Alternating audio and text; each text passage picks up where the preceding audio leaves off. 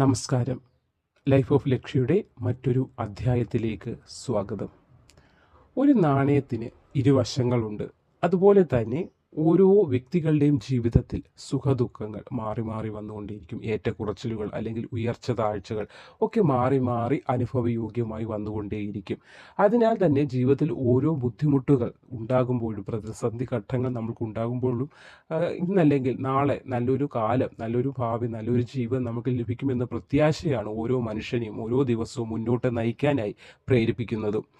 അപ്പോൾ വളരെ പെട്ടെന്നാണ് ചില ആളുകളുടെ ജീവിതം മാറി മറിയുന്നത് കണ്ടിട്ട് നമ്മൾ കാണാറുണ്ടല്ലോ. നമുക്കറിയുക തന്നെ ചെയ്യാം. അത് നമ്മുടെ മുന്നിൽ ഒരുപാട് ഉദാഹരണങ്ങൾ തന്നെ കാണാറുണ്ട്.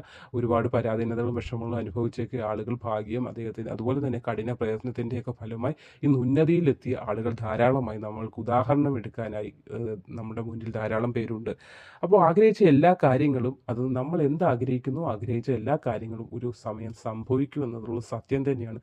പക്ഷേ അത് ഓരോ സമയത്തിൻ്റെതായ മാറ്റങ്ങൾ, ഓരോ വ്യക്തിക്കും ഓരോ നക്ഷത്രത്തിനും ഒക്കേതായ ഓരോ ഗ്രഹങ്ങളുണ്ട്. ആ ഗ്രഹങ്ങളുടെ മാറ്റവും അല്ലെങ്കിൽ ചില ദോഷഘട്ടങ്ങളൊക്കെ വരുമ്പോൾ നമ്മൾ അനുഭവിക്കേണ്ട ഗുണഫലങ്ങൾ ഇച്ചിരി അകന്നു പോവുകയും അത് നമ്മളിലേക്ക് ഇന്ന് അല്ലെങ്കിൽ നാളെ നമ്മൾക്കത് അനുഭവയോഗ്യമായി തന്നെ വരും. അത് സംശയിക്കേണ്ട കാര്യമില്ല. അത് സത്യമാണ്. അതൊരു പരമാർത്ഥമായ കാര്യമാണ്. അതുകൊണ്ട് ഭയപ്പെടേണ്ട കാര്യമൊന്നുമില്ല. എല്ലാ മേഖലകളിലും ഭാഗ്യം നമ്മളെ തേടിയെത്തും. ചിലപ്പോൾ അത് ഇന്ന് അല്ലെങ്കിൽ നാളെ ഒന്ന് അകന്നോ അല്ലെങ്കിൽ കുറച്ച് ദിവസം അല്ലെങ്കിൽ കുറച്ച് നാളൊന്ന് നീങ്ങിയൊക്കെ പോയെങ്കിൽ പോലും നമ്മളിലേക്ക് എത്തേണ്ട ഭാഗ്യം, അതായത് നമ്മൾ പറയും നിനക്ക് കിട്ടേണ്ടത് നിനക്ക് തന്നെ കിട്ടും. അത് ആരൊക്കെ തടഞ്ഞു വെച്ചാലും നമ്മൾക്ക് കിട്ടേണ്ടതായിട്ടുള്ള ഭാഗ്യം നമ്മൾക്ക് തന്നെ ലഭിക്കുകയും ചെയ്യും. അപ്പോൾ അത്തരത്തിൽ നല്ല കാലം വരുന്നതിന് തൊട്ട് മുൻപ് ചില സൂചനകൾ നമ്മൾക്ക് ലഭിക്കാറുണ്ട്. അത്തരത്തിൽ ചിലപ്പോൾ സ്വപ്നത്തിലൂടെ ആയിരിക്കും, അല്ലെങ്കിൽ ഭവനത്തിൻ്റെ ചുറ്റുപാട് എന്തെങ്കിലും തരത്തിലുള്ള പ്രത്യേകമായ കാര്യങ്ങളിലൂടെയൊക്കെ ആയിരിക്കും നമുക്ക് അങ്ങനെ നല്ല കാലം വരുന്നതിൻ്റെ സൂചനകൾ ദൈവം കാണിച്ചു തരുന്നത്, അല്ലെങ്കിൽ പ്രകൃതി കാണിച്ചു തരുന്നത്. അത്തരത്തിൽ നമുക്ക് നല്ല കാലം വരാൻ തുടങ്ങുന്നതിന് മുന്നോടിയായി ദൈവം കാണിച്ചു തരുന്ന, അല്ലെങ്കിൽ പ്രകൃതി കാണിച്ചു, അല്ലെങ്കിൽ ചരാചരം നമ്മൾക്കായി കാണിച്ചു തരുന്ന ചില സൂചനകൾ എന്തൊക്കെയാണ് എന്നതിനെക്കുറിച്ചാണ് ഇന്ന് നമ്മൾ ചർച്ച ചെയ്യാൻ പോകുന്നത്. അപ്പോൾ നമുക്ക് വീഡിയോയിലേക്ക് കടക്കാം. അതിനു മുന്നേ ചാനൽ ആദ്യമായിട്ട് കാണുന്നവരാണെങ്കിൽ ഒന്ന് സബ്സ്ക്രൈബ് ചെയ്യൂ, വീഡിയോ ഒന്ന് ലൈക്ക് ചെയ്യൂ, ഷെയർ ചെയ്യൂ. മറ്റുള്ളവരിലേക്ക് കൂടി അറിവുകൾ എത്തട്ടെ. പരിമിതമായ അറിവുകൾ നിങ്ങളിലേക്ക് എത്തിക്കുകയാണ്. മറ്റുള്ളവരിലേക്ക് എത്തിക്കാൻ നിങ്ങൾ കൂടി ഒന്ന് ശ്രമിക്കണം. അപ്പോൾ നമുക്ക് ഇന്നത്തെ വീഡിയോയിലേക്ക് കടക്കാം. അപ്പോൾ നമ്മൾക്ക് നല്ല കാലം വരാൻ പോകുന്നതിന് മുന്നോടിയായി നമ്മുടെ ഭവനത്തിന് ചുറ്റുപാടും ഒക്കെ കാണുന്ന ചില സൂചനകളിൽ ആദ്യത്തേത് വീടിൻ്റെ പരിസരത്ത് നീല ശംഖുപുഷ്പം വിരിയുന്നത്. അതൊരു ശുഭസൂചനയാണ്. നമ്മൾ നട്ടു വളർത്തുന്ന ചെടിയാണെങ്കിൽ ചിലപ്പോൾ ഒത്തിരി നാളായി അതിൽ നട്ട് നല്ല രീതിയിൽ വെള്ളമൊക്കെ ഒഴിച്ച് പരിപാലിക്കുന്നു എങ്കിൽ പോലും അതിൽ നിന്ന് പുഷ്പം കാണാൻ സാധിക്കുന്നില്ല. അതുമല്ലെങ്കിൽ നമ്മൾ നട്ടു വളർത്തിയതല്ല എങ്കിൽ പോലും നമ്മുടെ പറമ്പിൽ പെട്ടെന്നൊരു നിമിഷം നോക്കുമ്പോൾ ഒരു നീല ശംഖുപുഷ്പം അത് വളർന്ന് പൂവിട്ട് നിൽക്കുന്നു. അത് നമ്മൾക്ക് തന്നെ കാണുമ്പോൾ നമ്മൾ വളർത്തിയ ചെടിയാണെങ്കിലും അല്ലെങ്കിൽ അല്ലാതെ തന്നെ അത് താനെ വളർന്നതാണെങ്കിൽ പോലും അതിൽ പുഷ്പം വിടർന്ന് നിൽക്കുമ്പോൾ ഒരു കണ്ണിന് ആനന്ദവും അത് ആനന്ദത്തോടൊപ്പം തന്നെ ഭാഗ്യം തരുന്നവയാണ്. പ്രത്യേകിച്ച് നീല ശംഖുപുഷ്പം വിരിഞ്ഞു നിൽക്കുന്നത് ശുഭലക്ഷണമാണ്. ഇവ ഒറ്റ സംഖ്യയിലാണ് വിരിയുന്നതെങ്കിൽ വളരെ പെട്ടെന്ന് തന്നെ വീട്ടിൽ ശുഭകാര്യം സംഭവിക്കുമെന്നാണ്. അപ്പോൾ നീല ശംഖുപുഷ്പം ഭവനത്തിൽ വിരിഞ്ഞു നിൽക്കുകയാണെങ്കിൽ, ചില ഭവനങ്ങൾ ഞാൻ കണ്ടിട്ടുണ്ട്, ധാരാളമായി വളർന്നു നിൽക്കാറുണ്ട്. ചിലടത്ത് വെള്ളയായിരിക്കും കൂടുതൽ എങ്കിൽ പോലും നീല വളരെ നിൽക്കുമ്പോൾ കാട് കയറും, അല്ലെങ്കിൽ അതിന് ജീവികളൊക്കെ കയറിയിരിക്കുമെന്ന് പറഞ്ഞ് അതിനെ നശിപ്പിച്ചൊന്നും കളയരുത്. കാരണം നിങ്ങൾക്ക് വരാൻ പോകുന്ന ഭാഗ്യത്തെ നമ്മളാൽ തട്ടി നീക്കി കളയരുത്. എന്നിട്ട് ഭാഗ്യം വന്നില്ല, എനിക്ക് വന്നില്ല, തിരുമേനി അങ്ങനെ പറഞ്ഞിട്ട് എനിക്ക് അത് വന്നില്ല ഇത് വന്നില്ല എന്ന് പറയുന്നതിനകത്ത് അർത്ഥമില്ല. അതുകൊണ്ട് ഇങ്ങനെയുള്ള ചെറിയ കാര്യങ്ങൾ നിങ്ങളൊന്ന് ശ്രദ്ധിക്കണം. കാരണം എനിക്കത് പറഞ്ഞു തരാനേ സാധിക്കുകയുള്ളൂ. അപ്പോൾ നീല ശംഖുപുഷ്പം ചെടിയൊന്നും വെട്ടിക്കളയില്ല. തുളസിയൊക്കെ ആണെങ്കിലും അതിൻ്റെ ചുറ്റുപാടും നമ്മൾ വൃത്തിയാക്കിയാൽ മതി. ഇഴജന്തുക്കളൊന്നും കയറില്ല. അതുകൊണ്ട് നീല ശംഖുപുഷ്പം കഴിവതും അത് അതിനെ നശിപ്പിക്കുകയൊന്നും ചെയ്യരുത്. അത് നല്ല ശുഭസൂചനയാണ്. കാരണം നിങ്ങളുടെ വീട്ടിൽ ശുഭകരമായ ഒരു കാര്യം സംഭവിക്കാൻ പോകുന്നതിൻ്റെ മുന്നോടിയായിട്ടാണ് ആ നീല ശംഖുപുഷ്പം അതിൽ പൂക്കൾ വിടർന്ന് നിങ്ങൾക്ക് കാണാനായി സാധിച്ചത്. അത് ഒറ്റ സംഖ്യയിലാണെങ്കിൽ വളരെ ഐശ്വര്യമാണ്. അഥവാ ഇരട്ട സംഖ്യയിലാണെന്ന് പറഞ്ഞ് അത് വെട്ടിക്കളയാൻ നിൽക്കരുത്. അത് നിങ്ങൾക്ക് അനുഗ്രഹമാണ്. നിങ്ങളുടെ ഭവനത്തിൽ വരാൻ പോകുന്ന ദിനങ്ങളിൽ സന്തോഷകരമായ കാര്യങ്ങൾ സംഭവിക്കും എന്നൊക്കെയാണ് അത് സൂചിപ്പിക്കുന്നത്. അടുത്തതായി നമ്മൾ വീടിൻ്റെ വാതിലിന് മുന്നിൽ അപ്രതീക്ഷിതമായി ഒരു കാളയെ കാണുകയാണ്. ഉടനെ കാള വന്ന് നിൽക്കുന്നതെന്ന് പറഞ്ഞ് ആർത്ത് വിളിച്ച് അതിനെ ഓട്ടിക്കുകയല്ല വേണ്ടത്. അപ്രതീക്ഷിതമായി അത് വന്ന് നിൽക്കുകയാണ്. നിങ്ങൾക്ക് ഭാഗ്യവുമായിട്ടാണ് അത് വന്ന് നിൽക്കുന്നത്. അത് ആദ്യം മനസ്സിലാക്കണം. അത് ജീവിതത്തിൽ നിങ്ങൾക്ക് ഭാഗ്യം വരാൻ പോകുന്നു. അംഗീകാരങ്ങൾ ലഭിക്കാൻ പോകുന്നു.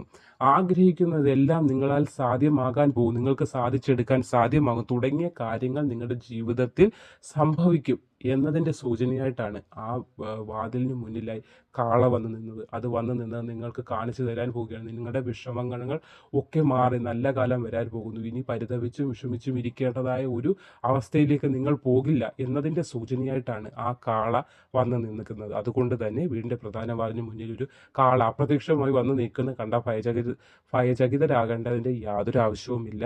അത് ഭഗവാൻ തന്നെ നിങ്ങൾക്ക് കാട്ടിത്തരുകയാണ്. നിങ്ങൾക്ക് നല്ല കാലം വരാൻ പോകുന്നു.